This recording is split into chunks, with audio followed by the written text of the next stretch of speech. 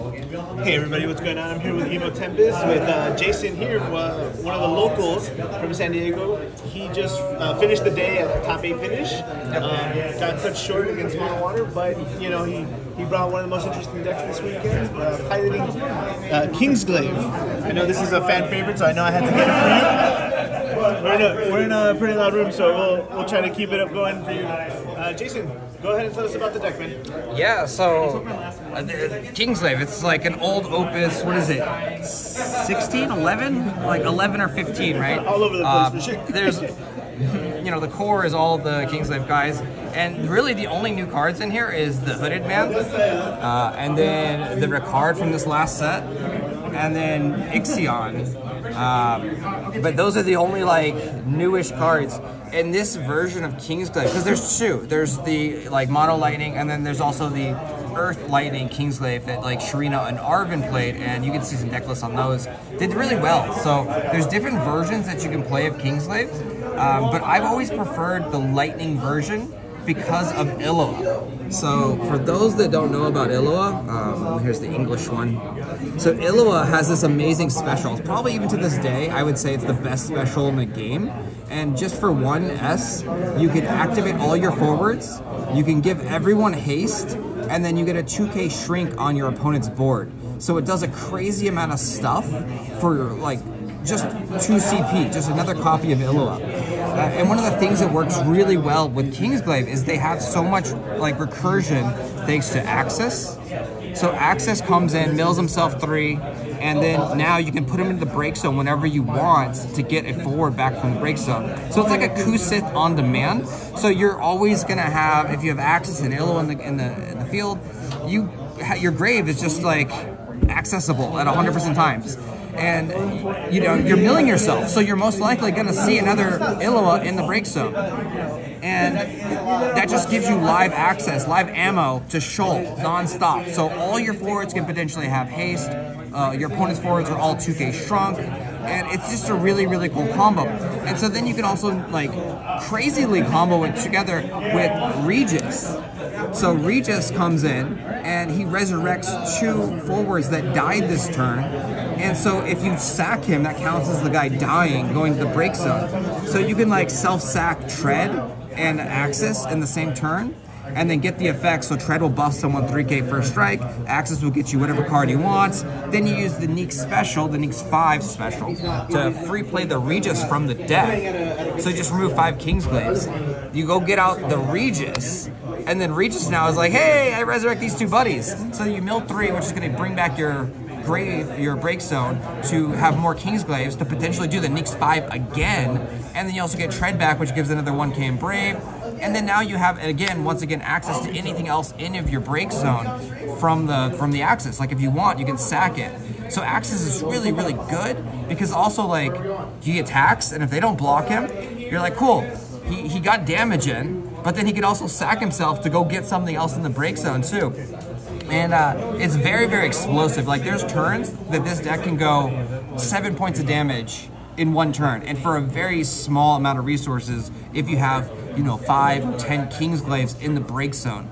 So it's just a crazy explosive deck that people don't know the lines. Because even myself, I've been playing this deck for about 2 years. We don't have a scene. I'm now moved to Sacramento, like a little bit north than Sacramento. So we don't have a scene up there, so I don't get to play. I probably played 30 games in 2 years now.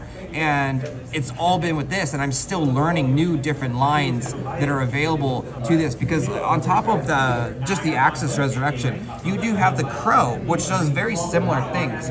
Crow can dole something, you break him, and then when he goes to the break zone, you get any forward from the break zone as well. So you just have a ton of recursion out of the break zone. And like people say, oh, what about Mist Dragon? Mist Dragon tears you apart. Not really, because like you're always like milling yourself with Axis. Like Axis is milling 3, or you're using your cards, you're using the Crow, or you're losing the Lurch, losing the Sonatus. Like about 30 cards in here is Kingsglaive. So most of them, it's like literally every Kingsglaive that is printed is in here. And I actually had to cut one down, like I needed deck slots. Like that's how crazy it is. Like it's so tight. All the deck slots are so tight. One of the cards that isn't a Kingsglaive that is in here is this card. Noth is a 4-drop CP backup. that reveals the top 2, and then you get to pick one lightning card, and the other one goes to the break zone. So all these cards in here feed the break zone and actually will get you live on Neeks. And that's the thought process behind the deck. So even if they do misdragon you, right, and you're like, oh man, break zone gone, in 2 more turns, I can probably have 5 Kingsglaive in the break zone again. Like, misdragon really doesn't hurt, and also when they try to misdragon, you can still use the abilities on the stack. So if I have 5 in the break zone, they're just gonna force me to use the ability when I don't really want to, because I've always found that you want to use the Neeks 5 ability when it's a lethal kill or in reaction to something, so they burn cards, wasted resources. So if they misdragon, then they're forcing you to use your resources to either buff Neeks up or go play something out of the deck.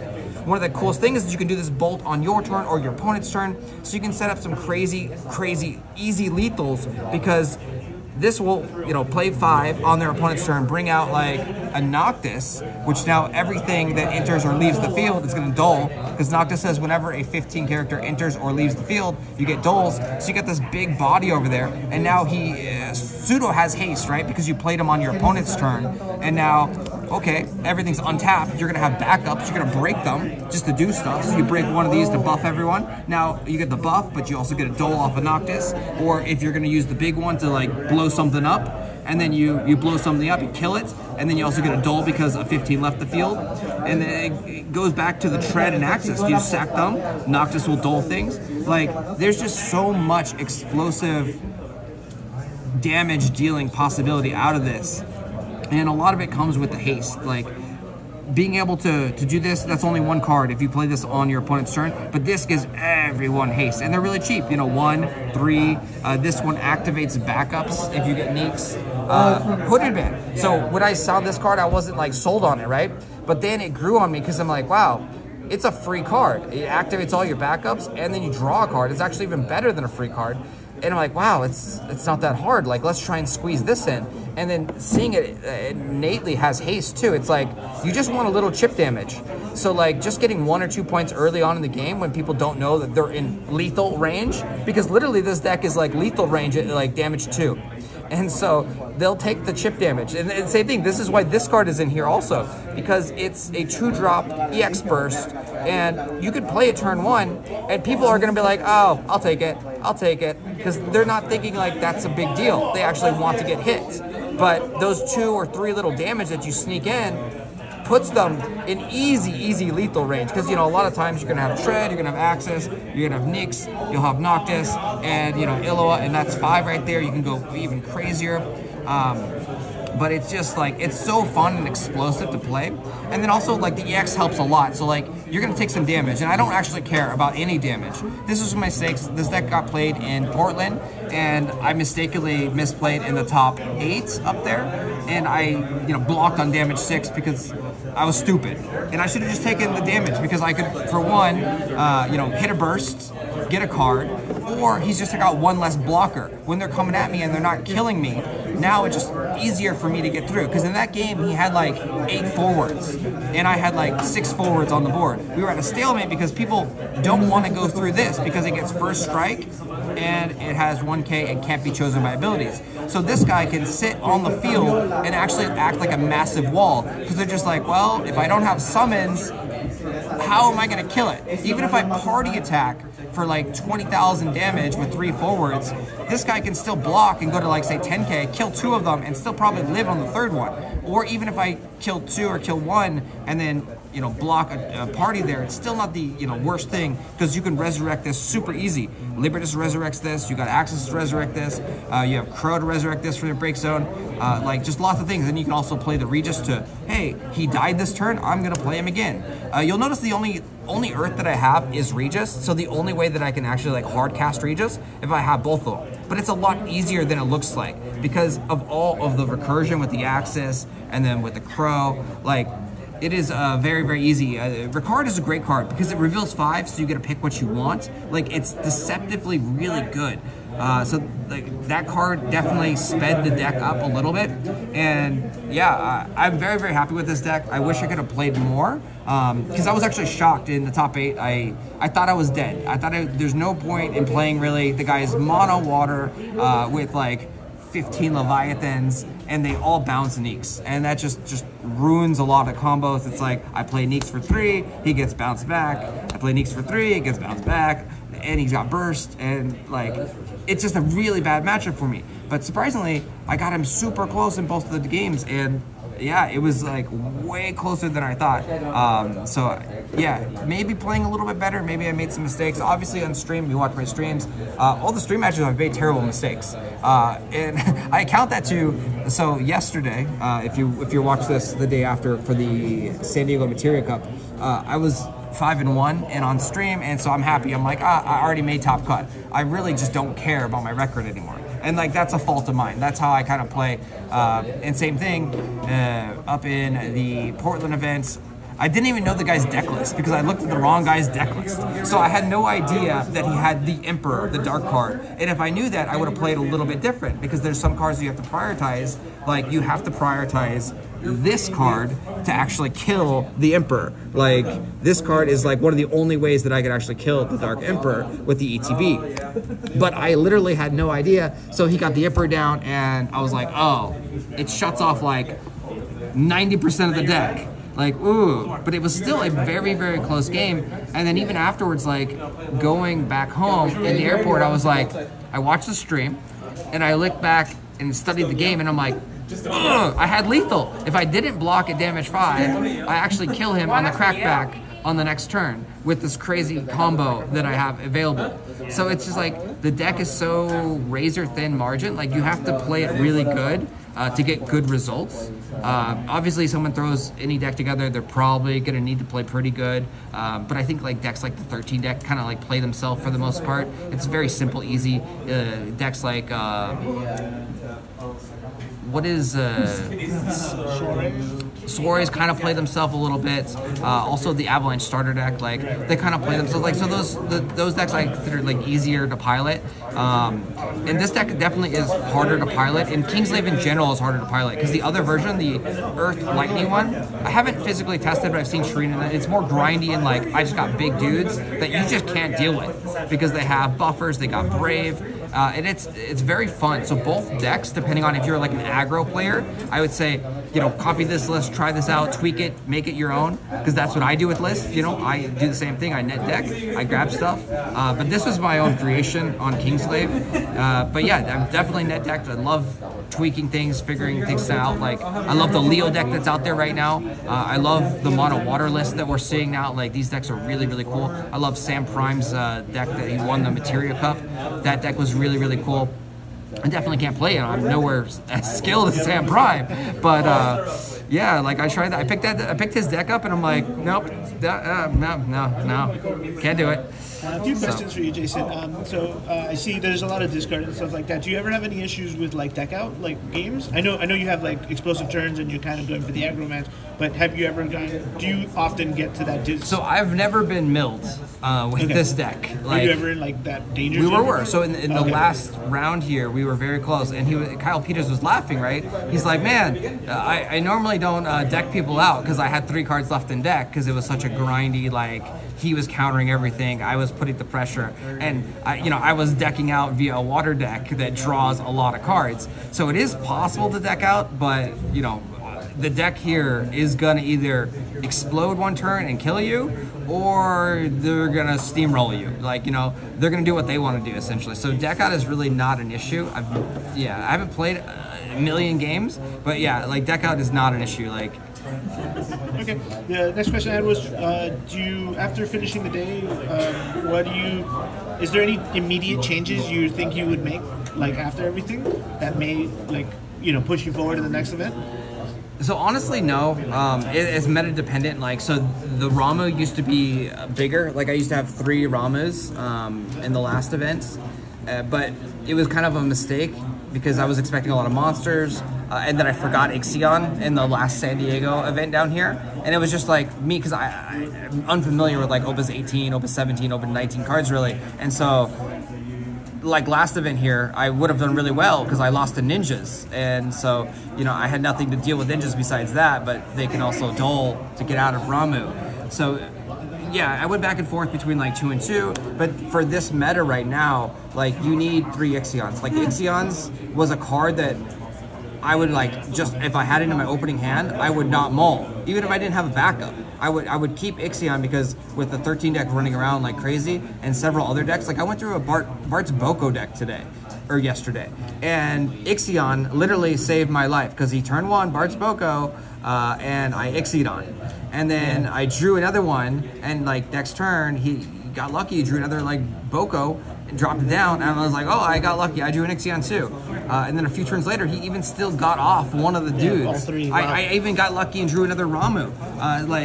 But he still got a Zizat out for free one of the turns. But by that point, like, I'd already started to slowly build backups and survive. So really, like, in the hyper aggro meta that we're kind of in for the most part, like, just opening with an Ixion is great. Because even if you don't need it, like, it's a great card and deals a lot. Like, I personally had an Ixion my Nyx several times. Like, I blew up boards that, like, I lost my Nyx because, like, if I don't do that, I'm gonna die.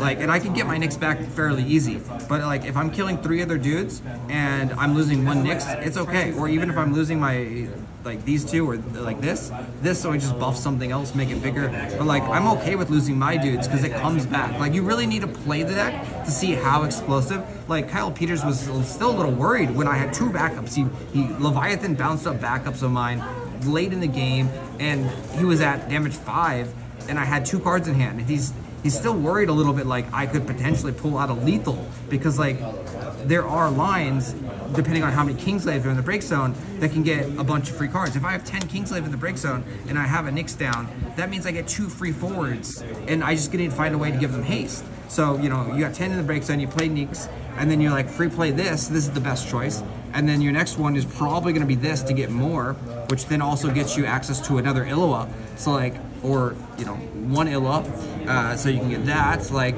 it's very, very explosive. And so, yeah, like, I like the whole list. It's just meta dependent on like these over here. This was a 3 of, but I had to like cut it down because I like this because it's cheaper. So it digs deeper into your deck, and then you get you can break it. Like, you can potentially break it to get first strike and then play it again. But I really, really like this. These are the, like, if I had to cut something, these would be the cards that get cut, but it's gonna have to be really, really like worth it, right? Worth it, yeah. And so, like, you saw over here, I cut 1 down to these because I hate giving my opponent a draw. I think this is that the one that says a draw card. Yeah. Like, I hate giving them a draw, and he's literally in here just because it's a Kingsglaive. So, like, yeah, but yeah, the deck is just like, it's so solid, and I went back and forth on like just 1 of these or just 2 of these, but I really like having 2 because it gives you that ability to hard cast it, and so like you can kamikaze your dudes. Like, that's another thing people don't do enough of is bluff, right? Especially with Illawa, and people know what's going on with this, like with Shoal with the 2k power reduction, or with Penela, which gives a 2k buff. So you have this up, and you just swing in with a 7k, or swing in with, you know, 7k, 7k, 8k. They may be bigger than you, but they're scared of you buffing and killing them, and like their forwards are worth more to them. So like even this little piece of shit, like 3k, goes to a 5k damage 3, but a lot of times it will just get in there for free damage. Like, they have an 8k monster, they don't want to activate it, right? It has a, you know, a cost to activate, or they just, yeah, I don't want to. Because if you also have this out there, if this dies, he gets to dole off something. So there's just a lot of things that you could just swing in as a semi-bluff and don't even have to have anything. Or if they do, you can, you know, try and surprise them with like, hey, I'm gonna Shoal, make you weaker. I'm gonna buff 2k, make my guy weaker. Or I'm gonna, this one also, 3k first strike. Like, so if you have Tread on the field, they literally can't block anything because you could puff anything, 3k first strike. And that generally will make it an unfavorable trade for them. And I only paid 1 for Tread. So like, the combo pieces are crazy, and you don't even need to have Tread on the board, right? If you just have Nyx on board, anytime you can swing with anything, and then I'd be like, oh, you're blocking, be like, oh, I'm gonna Nyx 5, you know, you gotta have 5 in the break zone, I'm gonna go get a Tread, I'm gonna go give him power, and then I'm gonna give him first strike. Like, there's just so many different combo pieces that you can do. You just have to learn the lines, and like I said, I'm still learning different lines that are here. And I mean, I remember when I built this deck, and I was like, I wish like Okimoto would play this so that I could see what a great mind would do, because there's just, to me, there's so many things. It's so crazy. And literally, it took me probably like an hour to figure out the lethal for Portland. So like, it wasn't an easy lethal, my mistake in Portland, but yeah, like it was there. It was a hard, like, do this. So yeah, the deck is really, really fun, and yeah. All right. Well, thank you so much, Jason. I appreciate you taking the time to this. For everyone listening, that should be in the description. And yeah, congratulations again. Make man. sure you like, subscribe to his channel, man. Like, And I think you have a channel too, so I'll have that in the description as well. Yeah. Take care, everybody. take care, guys. Good luck. Have fun.